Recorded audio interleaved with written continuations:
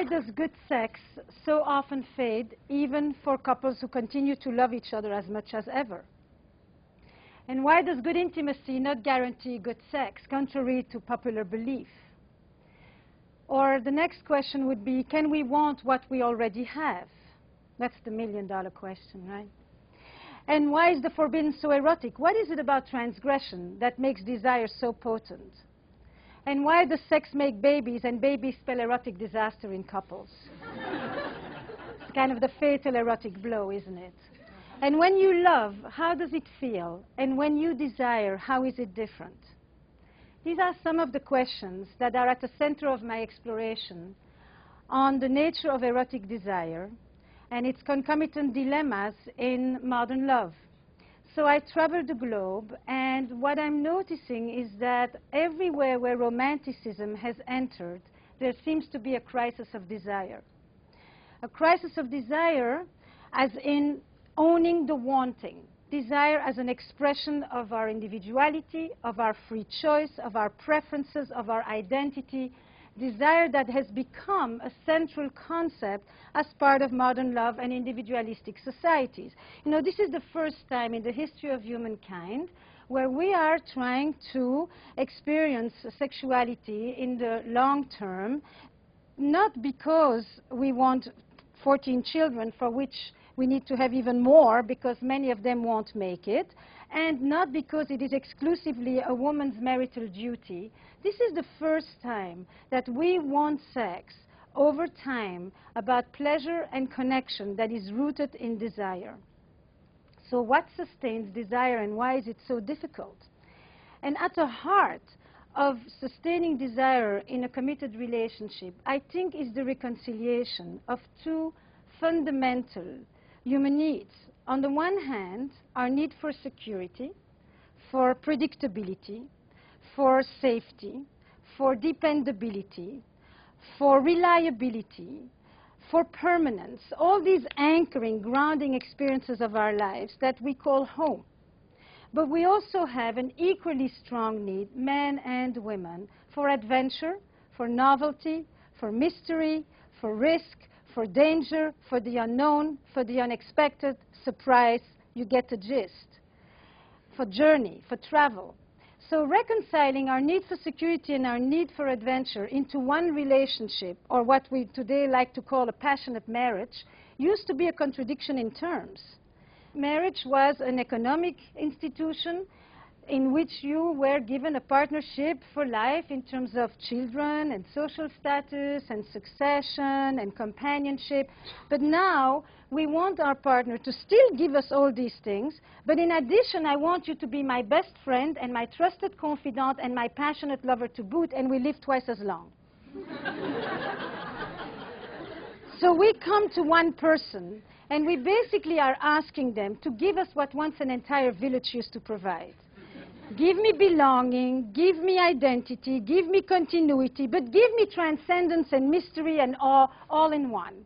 Give me comfort, give me edge, give me novelty, give me familiarity, give me predictability, give me surprise. And we think it's a given, and toys and lingerie are going to save us with that. So now we get to the existential reality of this story, right? Because I think in some way, and I'll come back to that, but the crisis of desire is often a crisis of the imagination. So why does good sex so often fade? What is the relationship between love and desire? How do they relate, and how do they conflict? Because therein lies the mystery of eroticism. So if there is a verb for me that comes with love, it's to have. And if there is a verb that comes with desire, it is to want. In love, we want to have. We want to know the beloved. We want to minimize the distance. We want to contract that gap. We want to neutralize the tensions. We want closeness. But in desire, we tend to not really want to go back to the places we've already gone. Foregone conclusion does not keep our interest. In desire, we want an other, somebody on the other side that we can go visit, that we can go spend some time with, that we can go see what goes on in their red light district. you know. In desire, we want a bridge to cross. Or in other words, I sometimes say, fire needs air. Desire needs a space. And when it's said like that, it's often quite abstract. But then I took a question with me, and I've gone to more than 20 countries in the last few years with Mating in Captivity. And I ask people, when do you find yourself most drawn to your partner? Not attracted sexually per se, but most drawn. And across culture, across religion, and across gender, except for one, there are a few answers that just keep coming back. So the first group is, I am most drawn to my partner when she's away, when we are apart, when we reunite. Basically, when I get back in touch with my ability to imagine myself with my partner, when my imagination comes back in the picture, and when I can root it in absence and in longing, which is a major component of desire. But then the second group is even more interesting. I am most drawn to my partner when I see him in the studio, when she's on stage, when he's in his element, when she's doing something she's passionate about, when I see him at a party and other people are really drawn to him, when I see her hold court. Basically, when I look at my partner, radiant and confident, probably the biggest turn-on across the board. Radiant as in self-sustaining. I look at this person. By the way, in desire, people rarely talk about it when we are blended into 5 centimeters from each other. I don't know in inches how much that is. But it's also not when the other person is that far apart that you no longer see them. It's when I'm looking at my partner from a comfortable distance, where this person that is already so familiar, so known, is momentarily once again somewhat mysterious, somewhat elusive. And in this space between me and the other lies the erotic élan, lies that movement toward the other. Because sometimes, as Proust says, mystery is not about traveling to new places, but it's about looking with new eyes. And so when I see my partner on his own or her own doing something in which they are enveloped, I look at this person and I momentarily get a shift in perception, and I stay open to the mysteries that are living right next to me. And then, more importantly, in this description about the other, or myself, it's the same. What is most interesting is that there is no neediness in desire. Nobody needs anybody. There is no caretaking in desire. Caretaking is mightily loving. It's a powerful anti-aphrodisiac. I have yet to see somebody who is so turned on by somebody who needs them. Wanting them is one thing. Needing them is a shutdown, and women have known that forever, because anything that will bring up parenthood will usually decrease the erotic charge. For good reasons, right? And then the third group of answers usually would be when I'm surprised, when we laugh together, as somebody said to me in the office today, when he's in his tux. So I said, you know, it's either the tux or the cowboy boots. You know, but basically, it's when there is novelty. But novelty isn't about new positions. It isn't a repertoire of techniques. Novelty is, what parts of you do you bring out? What parts of you are just being seen? Because in some way, one could say, sex isn't something you do, huh? Sex is a place you go. It's a space you enter, inside yourself and with another or others. So where do you go in sex? What parts of you do you connect to? What do you seek to express there? Is it a place for transcendence and spiritual union? Is it a place for naughtiness? And is it a place to be safely aggressive? Is it a place where you can finally surrender and not have to take responsibility for everything? Is it a place where you can express your infantile wishes? What comes out there? It's a language. It isn't just a behavior. And it's a poetic of that language that I'm interested in, which is why I began to explore this concept of erotic intelligence. You know, animals have sex. It's the pivot, it's biology, it's the natural instinct. We are the only ones who have an erotic life, which means that it's sexuality transformed by the human imagination. We are the only ones who can make love for hours, have a blissful time, multiple orgasms, and touch nobody, just because we can imagine it. We can hint at it, we don't even have to do it. We can experience that powerful thing called anticipation, which is a mortar to desire. The ability to imagine it. as if it's happening, to experience it as if it's happening, while nothing is happening and everything is happening at the same time. So when I began to think about eroticism, I began to think about the poetics of sex. And if I look at it as an intelligence, then it's something that you cultivate. What are the ingredients? Imagination, playfulness, novelty, curiosity, mystery. But the central agent is really that piece called the imagination. But more importantly, for me to begin to understand who are the couples who have an erotic spark, what sustains desire, I had to go back to the original definition of eroticism, the mystical definition. And I went through it through a bifurcation by looking actually at trauma, which is the other side. And I looked at it looking at the community that I had grown up in, which was a community in Belgium, all Holocaust survivors. And in my community, there were two groups, those who didn't die and those who came back to life. And those who didn't die lived often very tethered to the ground, could not experience pleasure, could not trust, because when you're vigilant, worried, anxious, and insecure, you can't lift your head to go and take off in space and be playful and safe and imaginative. Those who came back to life were those who understood the erotic as an antidote to death. They knew how to keep themselves alive. And when I began to listen to the sexlessness of the couples that I work with, I sometimes would hear people say, I want more sex. But generally, people want better sex.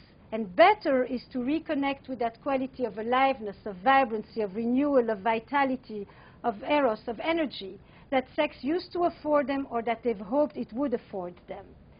And so I began to ask a different question. I shut myself off when?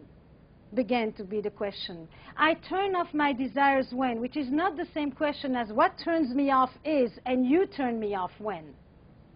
And people began to say, I turn myself off when I feel dead inside, when I don't like my body, when I feel old, when I haven't had time for myself, when I haven't had a chance to even check in with you, when I don't perform when at work, when I feel low self-esteem, when I don't have a sense of self-worth, when I don't feel like I have the right to want, to take, to receive pleasure. And then I began to ask the reverse question. I turn myself on when? Because most of the time people like to ask the question, you turn me on, what turns me on, and I'm out of the question. You know? Now, if you are dead inside, the other person can do a lot of things for Valentine. It won't make a dent. There is nobody at the reception desk. You know? So I turn myself on when? I turn my desires. I wake up when? You know? Now, in this paradox between love and desire, what seems to be so puzzling is that the very ingredients that nurture love, mutuality, reciprocity, protection, worry, responsibility for the other, are sometimes the very ingredients that stifle desire.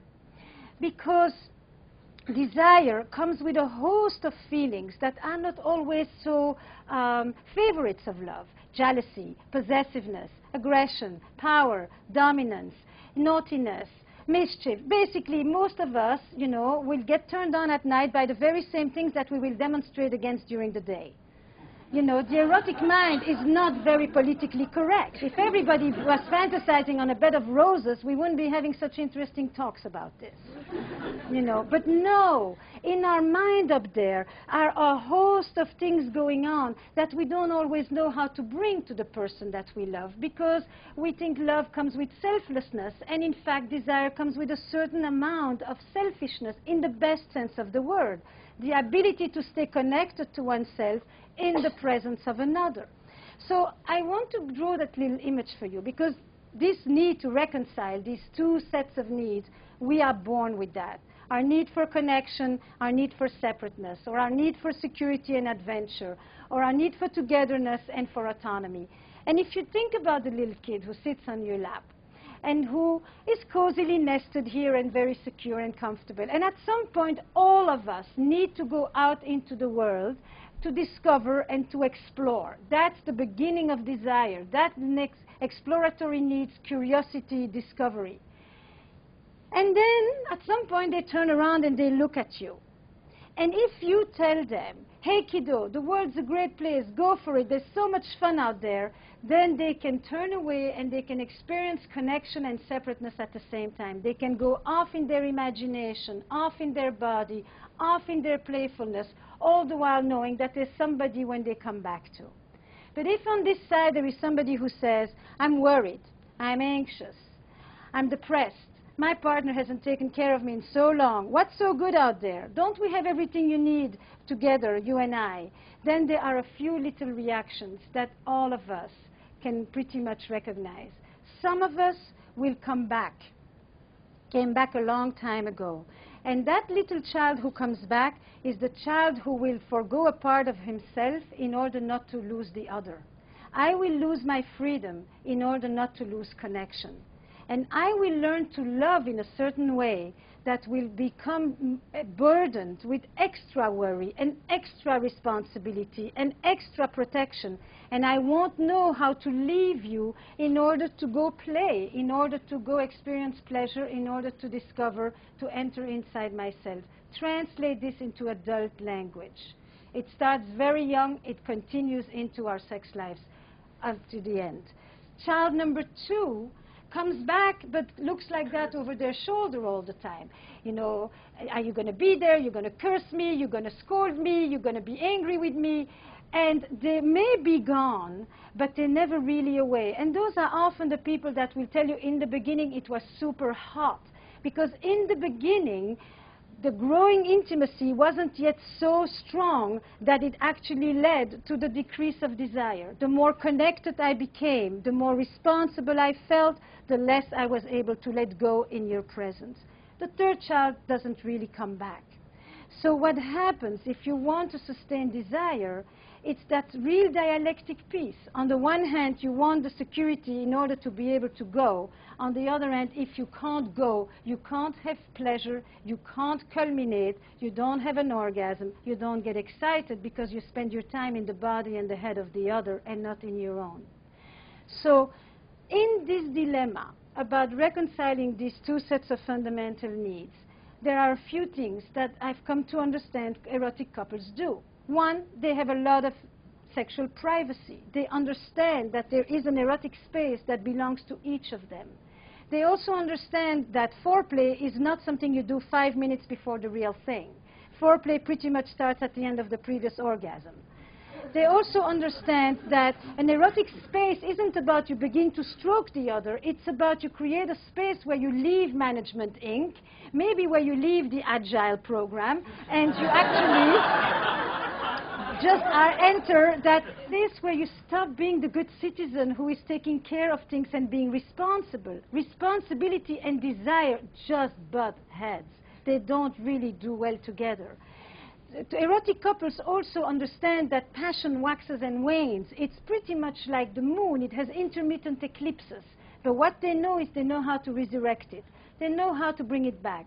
And they know how to bring it back because they have demystified one big myth, which is the myth of spontaneity, which is that it's just going to fall from heaven while you're folding the laundry like a deus ex machina.